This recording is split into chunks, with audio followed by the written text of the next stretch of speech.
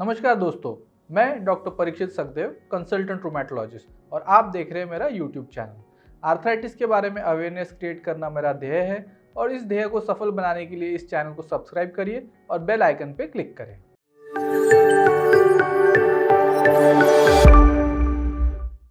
आप देख रहे हैं मेरे YouTube series A to Z of arthritis और आज का अल्फ़ाबेट है N।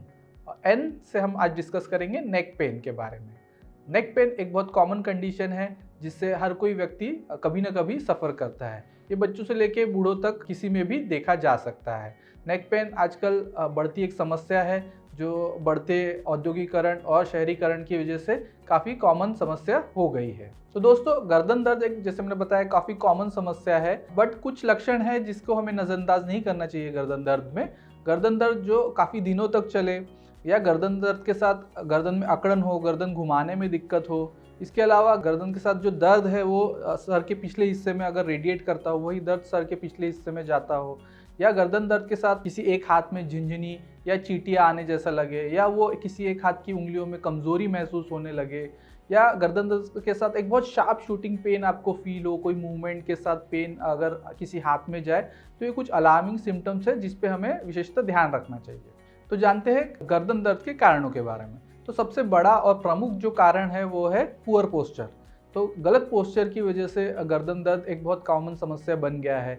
विशेषतः आजकल जो है कंप्यूटर का यूज़ काफ़ी बढ़ गया है, तो उसमें झुक के काम करने से या गलत पोस्चर में बैठ के काम करने से गर्दन दर्द जो है वो कई लोगों को होता है जो कंप्यूटर पे काम करते हैं। इसके अलावा मोबाइल का इस्तेमाल काफ़ी बढ़ गया है और मोबाइल में हम लोग हमेशा झुक के देखते रहते हैं, जिसकी वजह से भी जो गर्दन दर्द की समस्या है काफ़ी हद तक बढ़ गई है। इसके अलावा औरतें जो है जो कई तरह का काम करती है, जैसे झुक के झाड़ू मारना या काफ़ी देर तक रोटियां बनाना, तो उसमें भी वो झुक के काम करती है, जिससे गर्दन पे एक तरह का लोड आता है और गर्दन दर्द होने लगता है।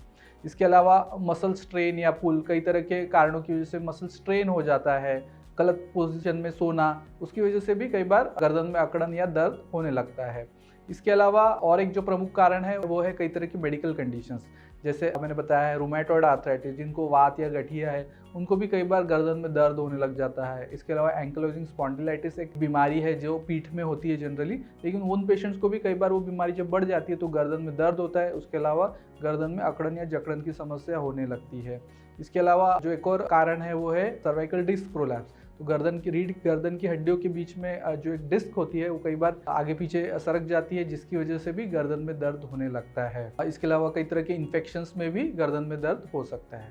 इसके अलावा कई तरह के एबनॉर्मल मूवमेंट्स, पुराने एक्सीडेंट्स या स्पोर्ट्स इंजरी, जो एग्रेसिव स्पोर्ट्स करते हैं तो उसमें भी गर्दन दर्द होने लगता है। एक और कारण है, कई बार पेशेंट गर्दन दर्द लेके आते हैं लेकिन वो रेफर्ड पेन हम लोग कहते हैं, तो वो शोल्डर में या कंधे में कोई समस्या होने की वजह से वो दर्द गर्दन में महसूस होता है। तो आइए जानते हैं गर्दन दर्द के निदान और उपचार के बारे में।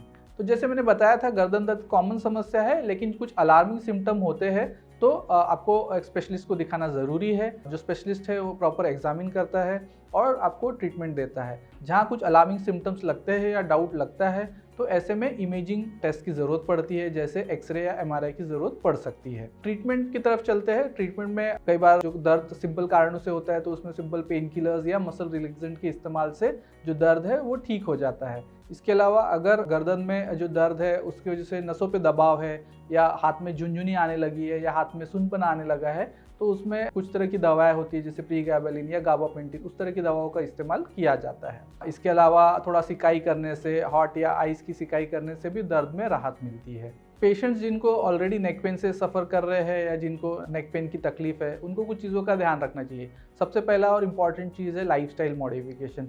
उन कारणों को जानिए जिसकी वजह से गर्दन दर्द बढ़ रहा है। जैसे कारण मैंने पहले बताया कि जो पुअर पोस्चर है उस पर ध्यान दीजिए। अगर आप कंप्यूटर पे काम करते हैं तो उसका पोजीशनिंग प्रॉपर रखिए। अगर मोबाइल का बहुत देर इस्तेमाल करते हैं तो उसका इस्तेमाल कम करिए। अगर झुक के बहुत काम करते हैं तो उसमें ध्यान दीजिए कि ज़्यादा झुकना ना पड़े, या कुछ तरह के चेंजेस भी किए जा सकते हैं जिसको हम लोग कहते हैं अर्गोनॉमिक फर्नीचर। कुछ तरह का फर्नीचर स्पेशली डिज़ाइंड होता है सो दैट आपका जो अलाइनमेंट है गर्दन का वो सही रहे और गर्दन पे लोड ना आए, तो उस तरह का फर्नीचर का इस्तेमाल किया जाता है। उस तरह की कई तरह की चेयर्स आती है या फिर लैपटॉप के लिए कुछ सपोर्टिंग इंस्ट्रूमेंट्स भी आते हैं जिससे जो आपका गर्दन के अलाइनमेंट के साथ वो मेंटेन रहे। इसके अलावा जो औरतें जो काम करती है तो वो ध्यान रख सकती है, जैसे लंबे डंडे का झाड़ू का इस्तेमाल करें और अगर वो बहुत देर ऐसा काम करती है तो फ्रिक्वेंटली या बीच बीच में ब्रेक ले। इसके अलावा कुछ और चीज़ें जो हेल्पफुल हो सकती है जिनको गर्दन दर्द ऑलरेडी है, वो है एक है रेगुलर एक्सरसाइज। तो गर्दन की कुछ एक्सरसाइज होती है वो फिजियोथेरेपिस्ट से मिलके सीख के रेगुलर घर पे कर सकते हैं। इसके अलावा प्रॉपर नींद लेना बहुत ज़रूरी है, और अगर ओवरवेट है तो डाइट मॉडिफिकेशन करके वेट लॉस करना बहुत ज़रूरी है। गर्दन दर्द एक बहुत कॉमन समस्या है, लेकिन प्रॉपर स्पेशलिस्ट से मिलिए, और अगर ये बहुत दिन चलता है या जैसे मैंने अलार्मिंग सिम्टम्स बताए, अगर वैसे कुछ हो तो स्पेशलिस्ट से मिले और उनकी निगरानी में ट्रीटमेंट करें। बाकी जो लाइफस्टाइल टिप्स दी है उसका फॉलो करेंगे तो आपको नेक पेन की समस्या नहीं होगी और एक नॉर्मल लाइफ जी पाएंगे। और आपको ये लगता है ये वीडियो हेल्पफुल है या किसी दोस्त या रिश्तेदार के काम आ सकता है तो ये वीडियो उनके साथ शेयर करिए। धन्यवाद।